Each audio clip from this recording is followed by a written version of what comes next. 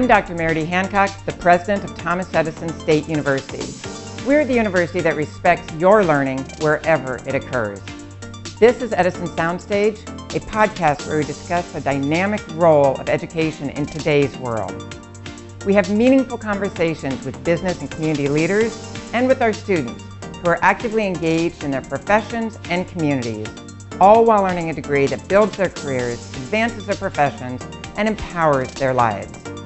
Recorded and produced on our campus in Trenton, New Jersey, this is Edison Sound Stage. Hello and welcome to episode 16 of the Edison Sound Stage podcast. I'm your host, Katie Brommer, and I am the Assistant Director of Digital Communications here at Thomas Edison State University. In today's episode, as part of Military Appreciation Month in May, we are discussing the realities the military families face in supporting their service members. We have the privilege of being joined here today by three family members within the Thomas Edison State University community to share their personal stories and perspectives as military families. So welcome Maja, Sherri, and Jonathan. Thank you. Thanks for having us. Thank you for having us. Thank you all so much for joining us to chat today about your personal experiences with military life as a family member. To start off, for those listening, can each of you briefly introduce yourselves and share which branch your family member is associated? Sherri, why don't you start? My husband's retired from the U.S. Coast Guard, but he's full circle. He's back working for the Coast Guard as a civilian worker. He had a little break between his military career and his civilian career for about 8 years. We've been married for 43 years. We have 2 daughters, 2 grandsons, and 2 great-grandsons. Okay, I'll go next. My name is Maja Mendez. I am a U.S. Army veteran, but also dual military. So I have been with my husband almost 20 years. We have 4 children, and we reside in Jersey. My husband's originally from the Bronx, and I'm from California. So 2 totally different coasts came together and met in airborne school. My name is Jonathan Sloan. I'm currently 24 years old. I was a 2022 academic year graduate of Thomas Edison's School of Business and Management. My father, Mr. Sloan, retired here to Pensacola, NAS, Pensacola, back in the early 1990s. Retired as a senior officer from the U.S. Navy after honorably serving his country in both Vietnam and the Persian Gulf War, Operation Desert Shield and Desert Storm. Great, thank you. From what everyone shared, we should have some diverse experiences and backgrounds to talk about. What would each of you say are some of the greatest joys and challenges associated with having a family member in the military? Well, for me, I think the greatest joy and pride is watching what he did. And, we met shortly after high school. So watching him enlist, he started as enlisted and then he crossed over to become an officer. So seeing him as he progressed in his career. But challenges are pretty vast and wide. The most challenging is for the non-military spouse member is having to handle everything when they're deployed. You have to learn to be mom and dad when duty calls. You're on your own for a lot of things. You're away from family lots of times. So a lot of challenges that you can face when you're married to somebody in the military. I think for us, the greatest joy was that, we were both serving our country. We went in similar times and met on a whim and got married on a whim and had children on a whim. And, a lot of people don't understand that that's joyous for those that are serving because it's different for us versus civilians where you kind of start early, you have kids early. The challenges for us were being dual military. So even though we were both military and we understood one being away, but one being home, and then kind of swapping places and never really being together at the same time was a huge challenge because, like Sherri mentioned, being in different states, you're away from your family. And so you have to try and balance all of those things, even, being dual military and not just one-sided. For me, I would say that the greatest joys of being a child of a military family member are the wisdom and truth that is shared by my parents from war experiences that they either served in or were a part of indirectly to show me how we as the next generation can avoid repeating the negative aspects of history. And on the flip side, challenges, I would say, include certain viewpoints and or perspectives that I may not fully grasp due to not having experienced serving in wartime, and also practicing active listening, which is a must-have skill and one which I continue to work on to this very day. Because I do want to talk about some of those experiences and how you got through them and what other people may be going through as well to not feel so alone. I think one of the biggest things is you have to establish a routine. Mhm. Whether the spouse is there or not there, or the military members there or not there, a lot of you can't, your world or your schedule can't revolve around their comings and goings. That's one of the biggest things and the hardest things that a lot of people have to learn. Life still goes on. And so we would get into a routine, and when he would come home, he would fit into that routine, instead of us turning the world all upside down with comings and goings. It's much easier to stay in touch now than it used to be. When Harvey was in the military, there were no cell phones and there were not internet everywhere he went. So it was an occasional call or mail, writing letters. I still have letters in boxes that he mailed us, those kind of things. So it's learning what is that communication going to be like. Some of the sacrifices that you make, once we came to Virginia, I always said once my child started high school, I wasn't moving anymore. And so whatever sacrifices we had to make for her, the first one, there's almost 8 years between my daughters, but the first one to graduate, they both successfully graduated from the same high school, but we made sacrifices for that to happen. Harvey went a year unaccompanied with us. He took a deployment where he traveled for 5 years all the time. He would be home a week, gone for 5, things like that. So those are challenges you have to face. What is the best answers or solutions for your family as a whole? Because I know hearing Jonathan talk, I know those moves had to be painful. It's hard for a kid. They don't understand when they get a certain age that they have to leave all their friends they've made and go someplace else. So you make the choices. For me, I didn't get a career until I came to Virginia because I didn't live anywhere long enough really to establish a career.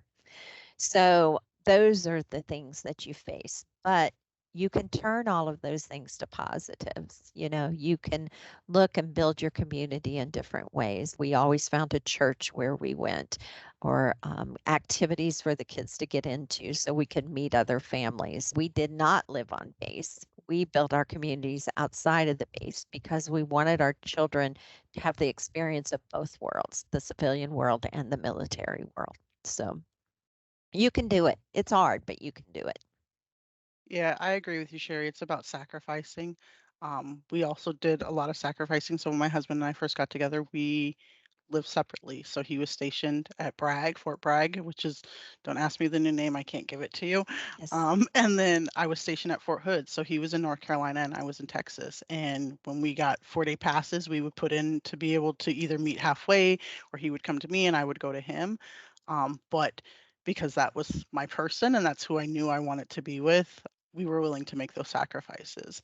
And then deploying. I deployed, I came back, and then he deployed. So now you're talking about even longer without seeing each other. And, we had internet, but not to the extent. I went in 2004. So like that's when cell phones started to become more popular, right? But it wasn't the same. You were paying like $3 a minute and you had to have an international plan and all that. And, it was like, again, sacrificing a lot of money and figuring out what you wanted. And then we ended up being stationed in California and out in the field constantly. So it was 2 weeks in, 2 weeks out. And it was literally like you had to adjust to the routine. So when we were stationed in California, my mom, I'm from California, so she came down and she lived on base. And so when we were out in the field, she was home in our home. And then when we would come back, she would leave. And so it was trying, keeping that routine that she had created because we weren't there. And then even after we ended up getting stationed at Fort Lee, and my husband got out, and I stayed in Virginia before moving up here. And it was the same thing, sacrificing, where my husband came up to New Jersey and he stayed up here, and having to convince me to come here, coming up the turnpike and landing in a city in New Jersey that I had no idea about eventually. But it was a lot of sacrificing and trying to do what was best for our family and not what was best for what everybody else thought was best for us. Because at the end of the day, we were the ones who made the sacrifice, and had to move forward. And we were the ones that were going to still be together once we were out of the military and made that transition. So, Yeah, good points, Maja. One of the things that has helped us, my mom, my dad, and we have focused upon what there are things that we cannot control, and yet there are things that are within our control. And those things that we can control, such as our reaction to something, does it make us mad, or do we choose to let it make us mad? Do we choose to focus on the negatives or focus on the small things that we should be thankful for that we miss on a daily basis because we're so focused on the end result or on our desired objective? Being the child of a veteran can provide one of the most unique and rewarding childhood experiences. But to get the most out of your upbringing experience, it's necessary to model compassion, exercise discipline, and showcase respect in supporting your parent or more than one parent through their life journey after coming out of the service. Because the transition is hard, it's difficult, and if you get on board and work as a team, you can accomplish so much more. Yeah, Jonathan, when you said the transition is hard on the hmm member, it is so hard on that member. I yeah, can remember Harvey went to work. He literally took 2 days, guys, 2 days from retirement to starting a job in the civilian world. He didn't even give himself a that was transition. my husband, Sherri, too. Yeah. Yeah, and he would come in and say things, and I said, "You're in the civilian world. This is how you're treated as an employee in Wait, the yes. civilian world." Because he's used to everything being rank and form, and you don't talk back, and there's nothing. And then here he said, "I heard this guy tell the boss, I'm not doing it." He said that doesn't happen in the military. Right. And so it was a huge transition for him, so much so that after 8 years, he said, I'm going back. So that's why he's doing the civilian thing now. Still slightly different, but he more relates to that type of environment and that community.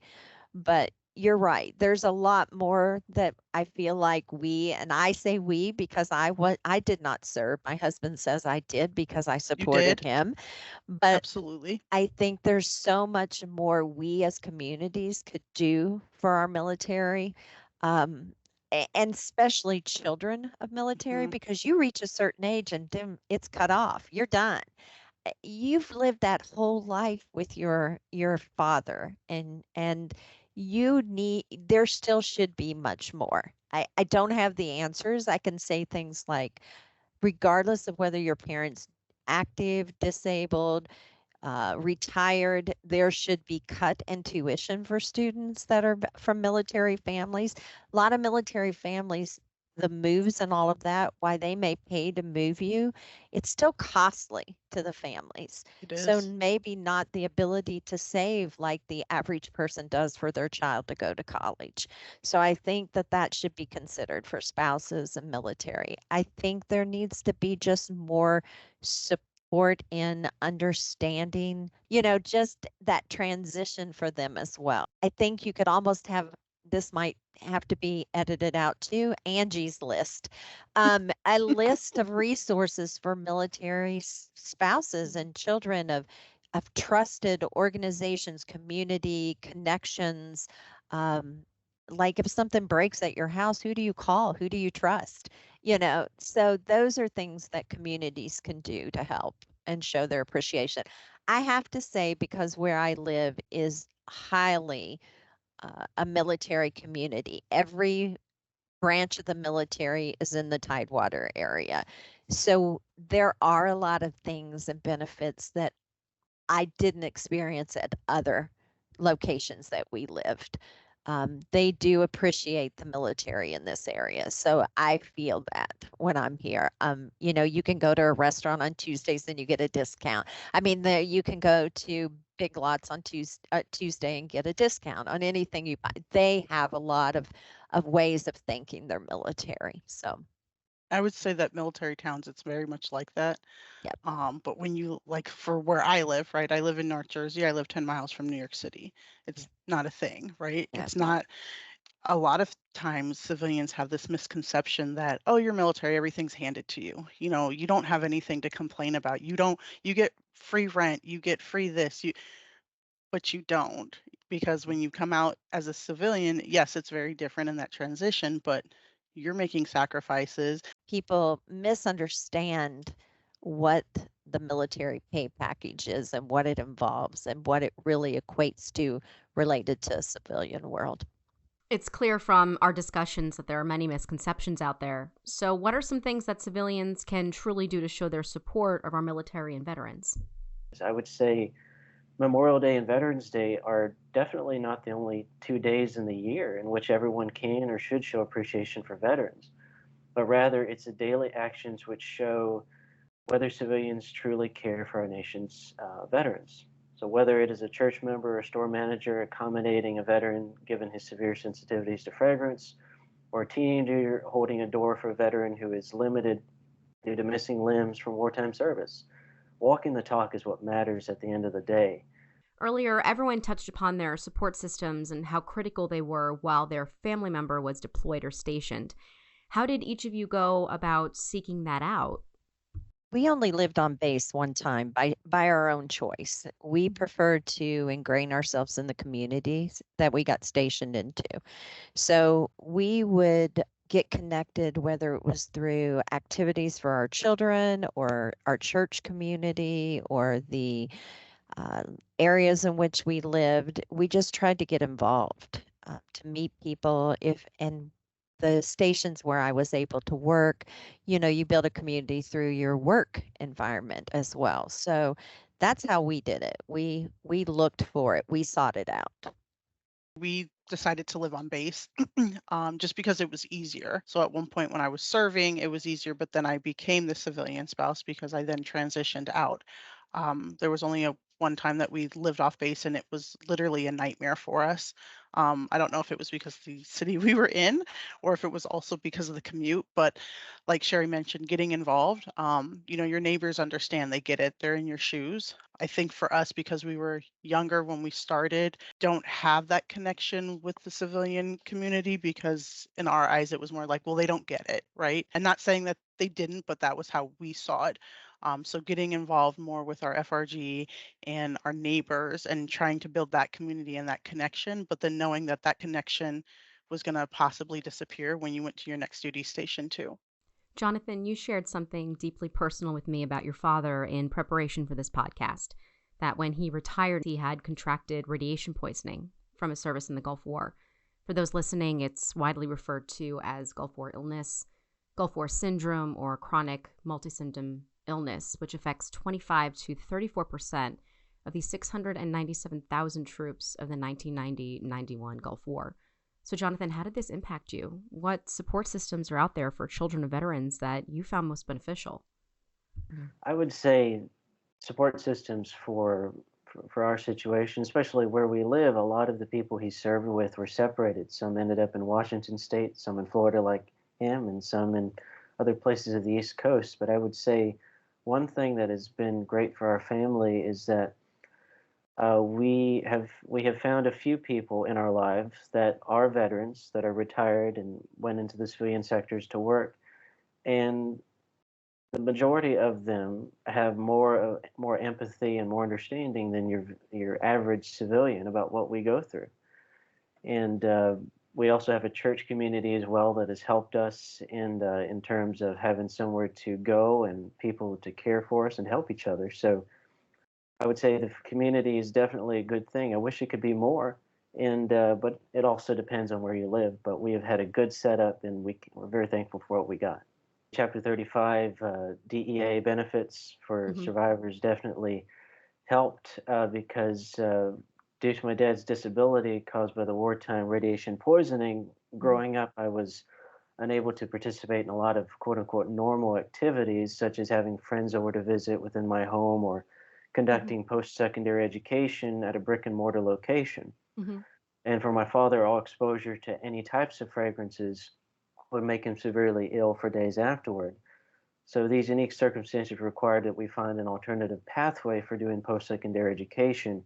And this is where TESU showed as a best fit for us because it was flexible, affordable, and credentialed. Okay, so let's talk about that now. How did your experiences with a family member in the military affect your educational pursuits? Yeah, I started straight out of high school, like many high school students do, and went to college for a year and a half and met my husband and quit and got married, started a family, traveled with the military. And so periodically there would be little snippets of time I could find to go to school. So when all was said and done, I think I've attended like 4 universities, and all of those credits transferred into Thomas Edison, which allowed me to finally finish my bachelor's and then just now finish wrapping up my master's. I'll get my degree in June. So Congratulations. I'm very Congratulations. grateful. Thank you. I'm very grateful for Thomas Edison, and it was a huge cost savings to have all those credits applied to the degree. So My pathway was different. I joined the military at 17, right out of high school because I didn't want to go to college. Not that I did horribly in high school because I was an athlete and I was an A and B student. It just wasn't for me at the time. And even after going in, I really didn't have time to go back to school. I was in and out of the field constantly. My husband was in and out of the field constantly because he was infantry, and then we had our deployments. And so it just wasn't feasible for us. And then having kids was at all feasible. So I didn't get my bachelor's degree until after I got out. So I was a lot older. I was the older kid of the crowd. And then took a short break and then went back for my graduate degree due to COVID.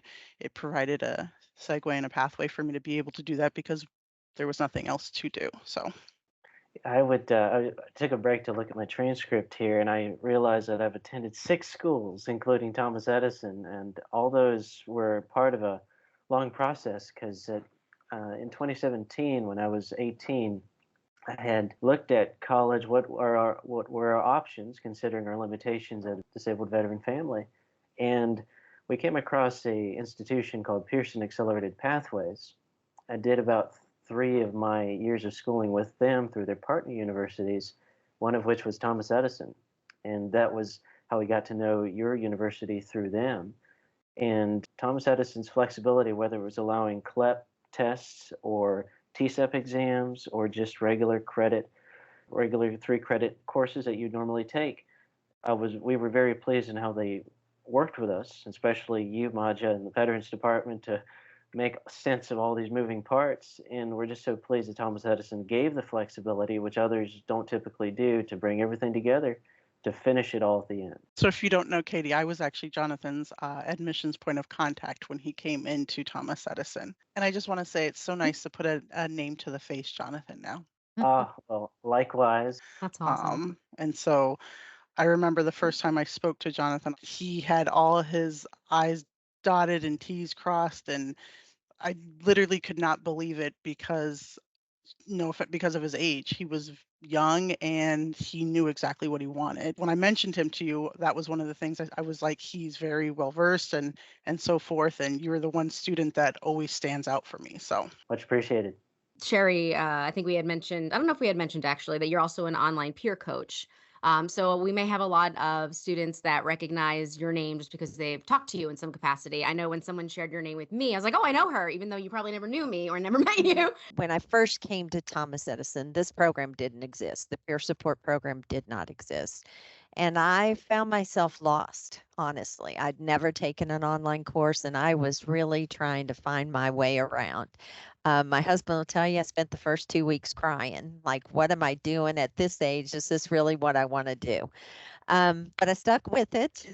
And when this program was first introduced, I got excited. I put in for it. And when they reached out, I knew as soon as I interviewed, this was a wonderful program. It was a wonderful initiative for Thomas Edison. And I look at it every day as I don't want a student to feel like I felt on day one. And so I want them to feel that sense of community. I want them to feel like that they know somebody's there and has walked that walk. And I piloted one term and now I do it every month. I do a new student webinar that I host every month That's for new awesome. students. So all the Mhm. new students get invited. And I do build, there are students that I'm still in touch with from past webinars, which is, even a couple that I would probably consider friends at this point, that we stay in touch, and it's much more than just school now. So That's fantastic. No, I love whenever I hear that because obviously we get that question a lot. How are you, forming relationships or friendships when it's online? Jonathan, did you have any takeaways from your courses? I mean, you have.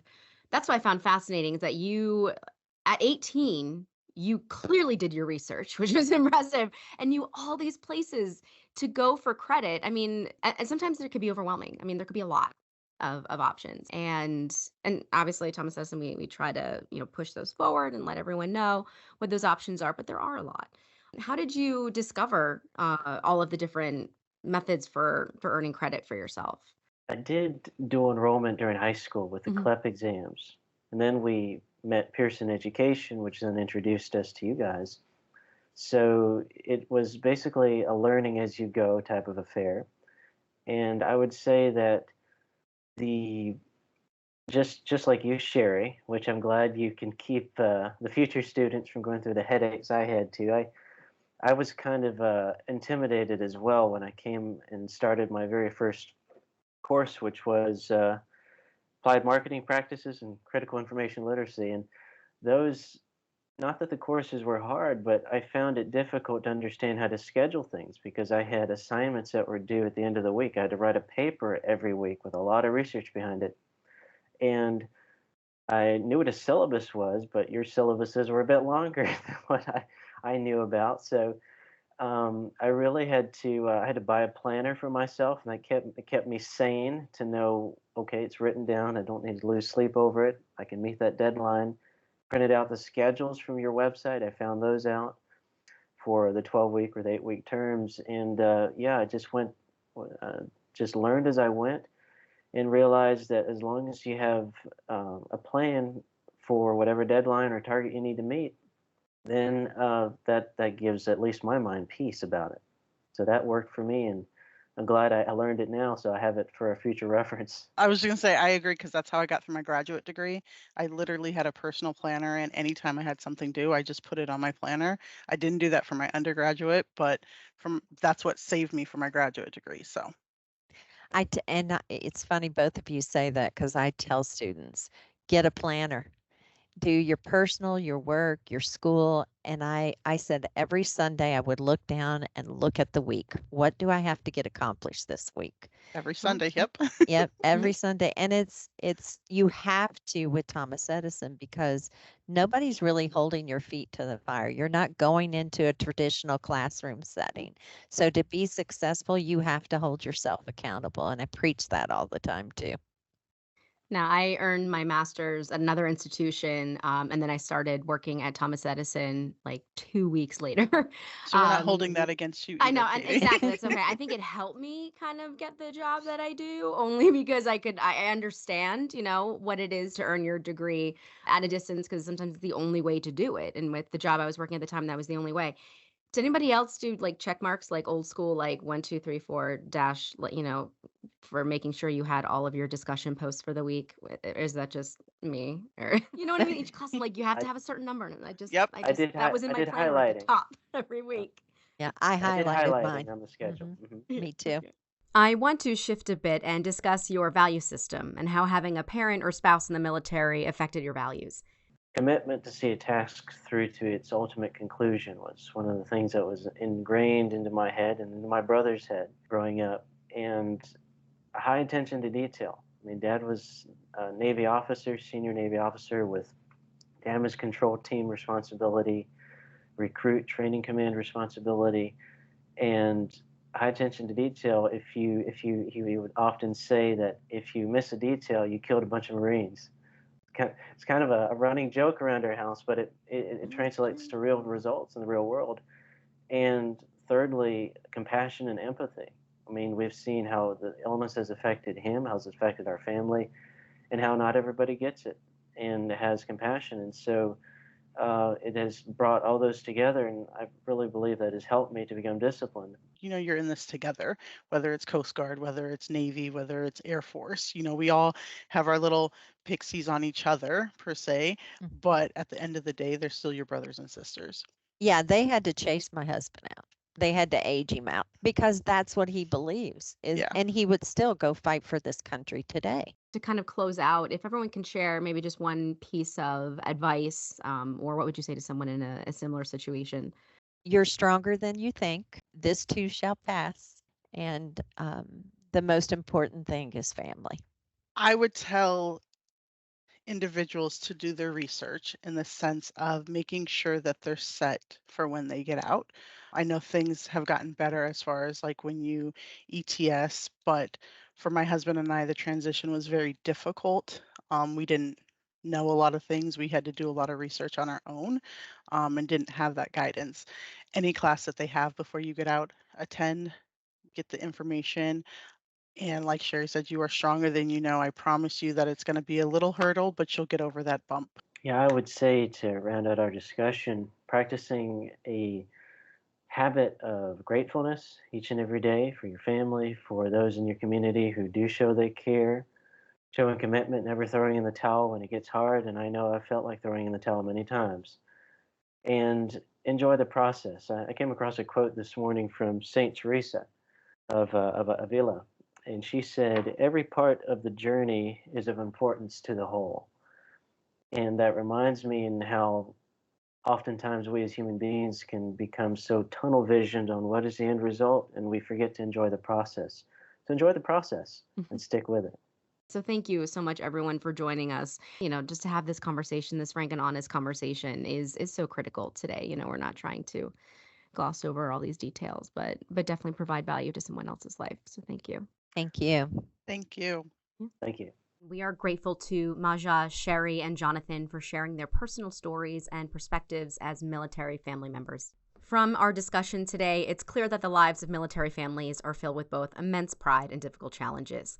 Too often, their stories are untold or underappreciated by civilian communities. Yet it is apparent that military families embody the commitment, service, and perseverance that their loved ones exemplify on the battlefield and abroad. So, as we celebrate Military Appreciation Month this May, let us take a moment to recognize not just our brave service members, but the families who share their burden of sacrifice through their own commitment and responsibilities at home. They're the backbone of our military, holding families together through all the challenges of military life, and we owe them a debt of gratitude. If you're interested in finding out more about Thomas Edison State University's degree programs as a military spouse or dependent, we extend the benefits of our military degree completion program, including a discount, to eligible family members. To learn more, visit tesu.edu and search for military spouses and dependents. Thanks for listening to Edison Sound Stage. This podcast was produced by Thomas Edison State University.